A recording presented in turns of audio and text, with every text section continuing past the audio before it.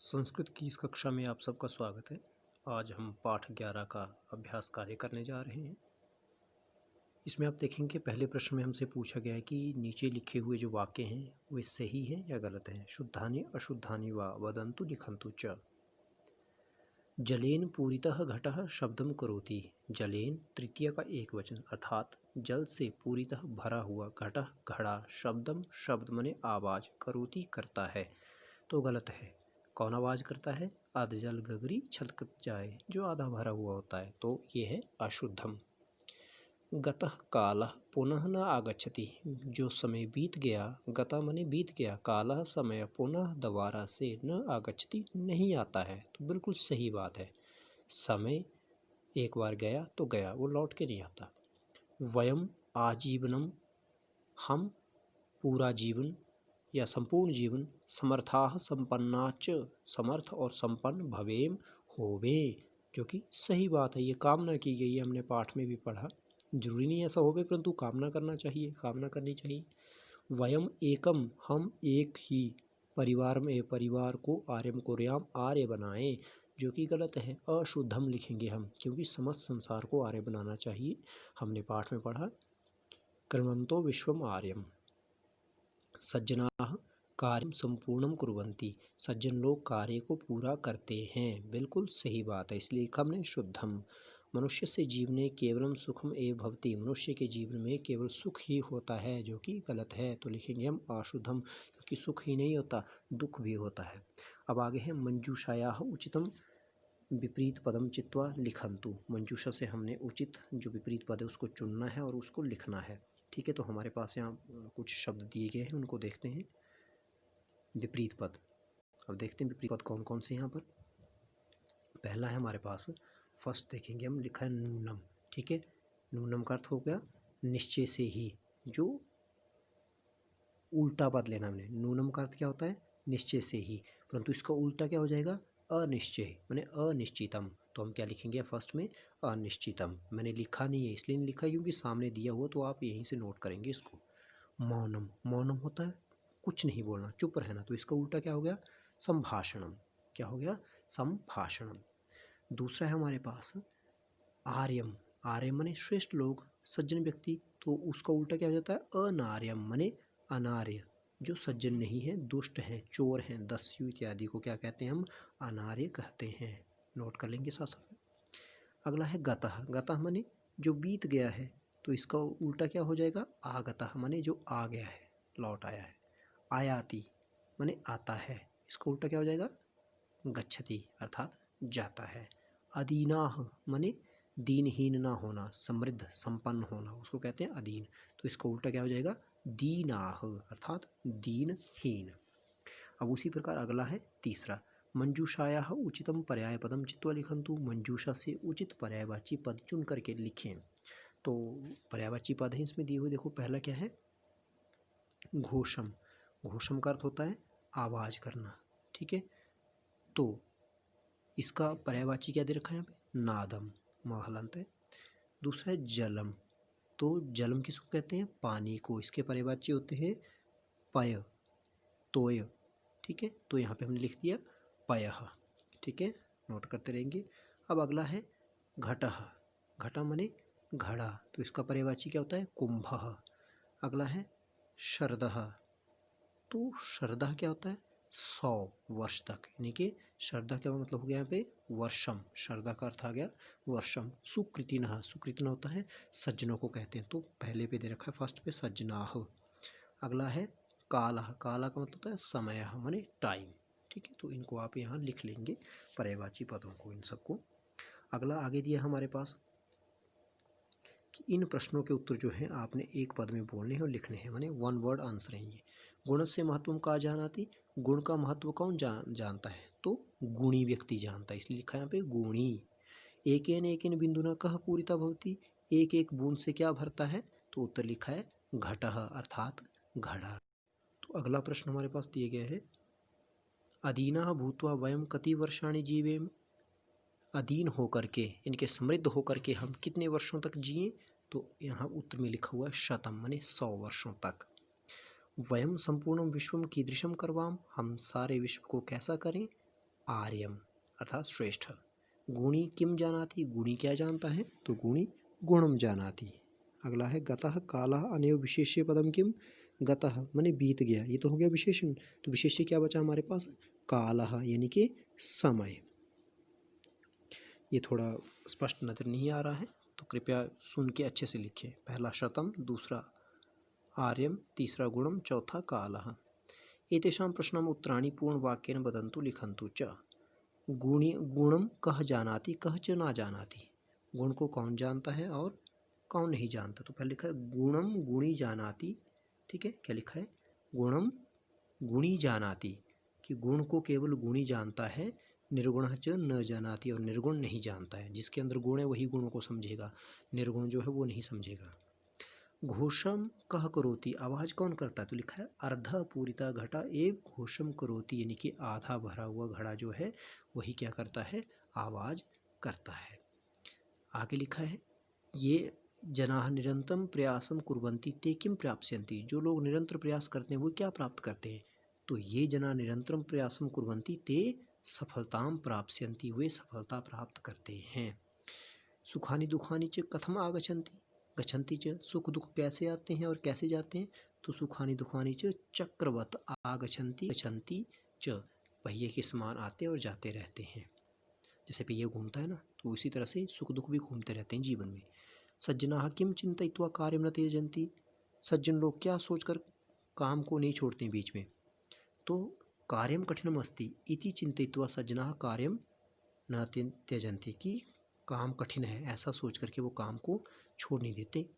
वयम कदापि कीदृशा न भवेम, हम कभी कैसे न होवे, हम कभी दीनहीन न होवें, तो वयम कदापि दीनाहीना च न भवेम। अब आगे हमारे पास प्रश्न निर्माण, ठीक है। सज्जना कार्यम त्यजन्ति, प्रश्न निर्माण में एक बात मैं क्लियर कर दूं, आप लोग क्या करते हैं कि सिर्फ प्रश्नवाचक पद को ही लिखते हैं, पूरा वाक्य नहीं लिखते, तो कृपया ध्यान दें। जैसे यहाँ पे मैंने उदाहरण के तौर पर एक दो वाक्य लिखे हैं, बाकी वन वर्ड होंगे सारे लिखे हुए, तो प्रश्नवाचक पद लिखने के साथ साथ यहाँ पर पूरे वाक्य को लिखा गया और अंत में प्रश्नवाचक चिन्ह भी लगाया गया है। कृपया इस बात पर ध्यान दें, अन्यथा पेपर में आपके अंक काटे जाएंगे। सज्जनाः कार्यं न त्यजन्ति, तो सज्जना क्या है, सबसे पहले क्या देखते हैं, लिंग। सज्जना में लिंग है हमारे पास पुल्लिंग, ठीक है। उसके बाद विभक्ति देखते हैं, तो विभक्ति है प्रथमा, जैसे रामः रामौ रामा, और वचन है बहुवचन, ठीक है। रामः रामौ रामाः, तो सज्जनः सज्जनौ सज्जनाः, पुल्लिंग प्रथमा बहुवचन। तो अगर इसका हम प्रश्नवाचक पद बनाना है तो किससे बनाते हैं प्रश्नवाचक पद, हम बनाते हैं किम शब्द से, ठीक है। तो हम क्या करेंगे, किम शब्द पुल्लिंग प्रथमा का बहुवचन लगाएंगे। किम शब्द पुल्लिंग प्रथमा बहुवचन, क्यों, क्योंकि सज्जनाः जो है इसमें भी क्या है, पुल्लिंग प्रथमा का बहुवचन लगा हुआ है, पुल्लिंग प्रथमा बहुवचन। तो अब किम का लगाइए बहुवचन पुल्लिंग में, कह कौ के, इसीलिए यहाँ पे प्रश्नवाचक पद बनाया हुआ है, के कार्यम न त्यजन्ति, कौन काम को नहीं छोड़ते हैं, ठीक है। आगे चलेंगे, समय से महत्वम ज्ञातव्यम, तो समय से का प्रश्न बनेगा कस्य, क्योंकि समय से में से लगा है, षष्ठी है जो कि षष्ठी का प्रतीक है, षष्ठी का प्रतीक है ये, ठीक है। तो हम भी किम शब्द षष्ठी में ही लगाएंगे। अब आगे देखते हैं, अगला है मूर्खाः बहु वदन्ति, मूर्ख बहुत बोलते हैं, तो मूर्खः मूर्खौ मूर्खाः, कह कौ के, इसका प्रश्नवाचक क्या हो जाएगा, के। पूर्ण वाक्य में लिखेंगे, प्रश्नवाचक लगाएंगे। वयम जनानाम दोषान दूरी करवाम, हम लोगों के दोष दूरी करें, इनके दुर्गुण जो है उनको हटावें, तो यहाँ पे जनानाम का प्रश्न बनाएंगे जो कि बनेगा केशाम, क्योंकि जनानाम षष्ठी का बहुवचन है, तो हम भी किम शब्द षष्ठी का बहुवचन लगाएंगे। आगे उसी तरह से लिखा है केना, ठीक है। केन क्यों लिखा है, क्योंकि जलेन का प्रश्न हमसे पूछा गया है जो कि है तृतीय का एक वचन। अब ये भावार्थ है, पेपर में भी ऐसे आपको भाव पूर्ण करने के लिए आते हैं। अर्धो घटो नूनु उपैति घोषम, अर्थात आधा भरा हुआ घड़ा ही आवाज़ करता है। तो लिखा है इन्होंने, नीचे आपको ऑप्शंस दे रखे हैं, इन ऑप्शन को देखेंगे आप, ठीक है। कुछ विकल्प यहाँ पे दिए हुए हैं। चिंतयित्वा शब्दम संपूर्ण मूर्खा, अर्धा पूरिता घटा एव अधिकम डैश करोति, किम करोति, शब्दम, ठीक है। एव में भी इसी प्रकार, यह विद्वान न अस्ति, जो विद्वान नहीं है, स एव ज्ञानस्य प्रदर्शन करोति, वही ज्ञान का प्रदर्शन करता है कि मुझे बड़ा आता है, बहुत बोलते हैं वो। मूर्खाय बहु वदन्ति, मूर्ख ही बहुत बोलते हैं, न तो विद्वांसा, विद्वान नहीं। अंगीकृतम सुकृतनो न त्यजन्ति, अब इसका भावार्थ लिखा है। इसका मतलब होता है कि स्वीकार किए हुए कार्य को सज्जन बीच में नहीं छोड़ते। ऐसा नहीं कि पहले कह दिया कि हाँ जी इस काम को मैं करूँगा और बाद में मुकर गए जी नहीं हमसे नहीं होता, तो ये अच्छे लोगों की पहचान नहीं है।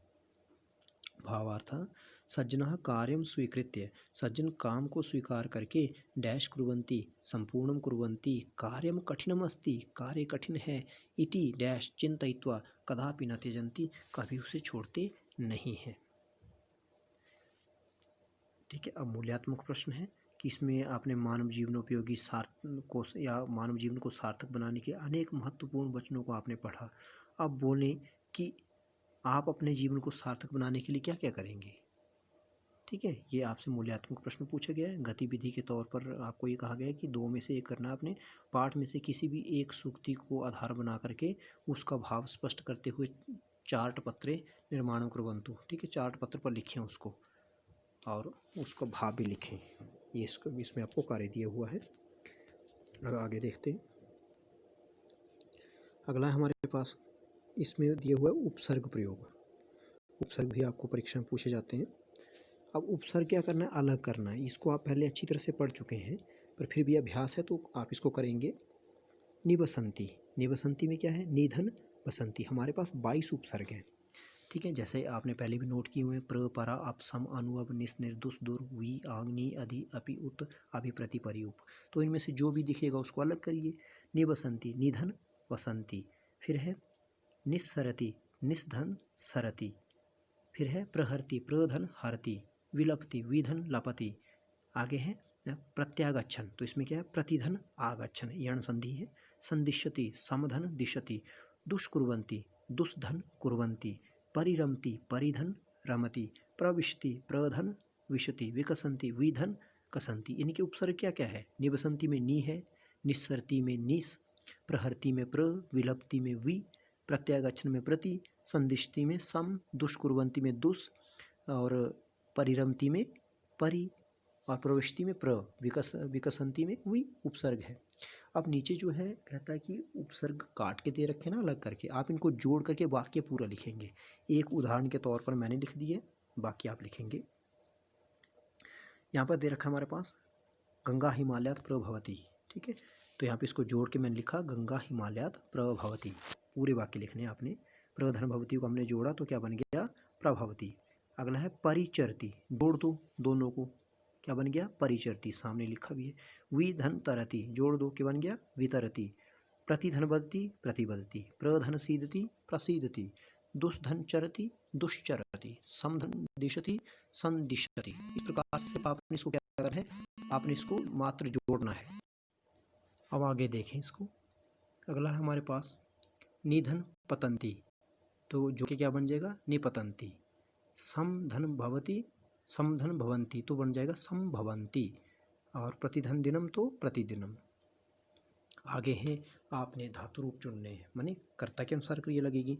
तो पहला है मालाकारा पुष्पे मालाह अरच्यत। तो यहाँ पे आप देखेंगे इसको, मालाकारा, माला बनाने वाला कौन है, मालाकारा, जो कि प्रथम पुरुष का एक वचन है। तो अब जो हम इसमें से क्रिया लेंगे वो भी प्रथम पुरुष एक वचन होनी चाहिए, जो कि है हमारे पास अरच्यत। ठीक है, जो कि हमारे पास है अरच्यत, तो इसलिए हमने लगाया मालाकारा पुष्पे मालाह अरच्यत।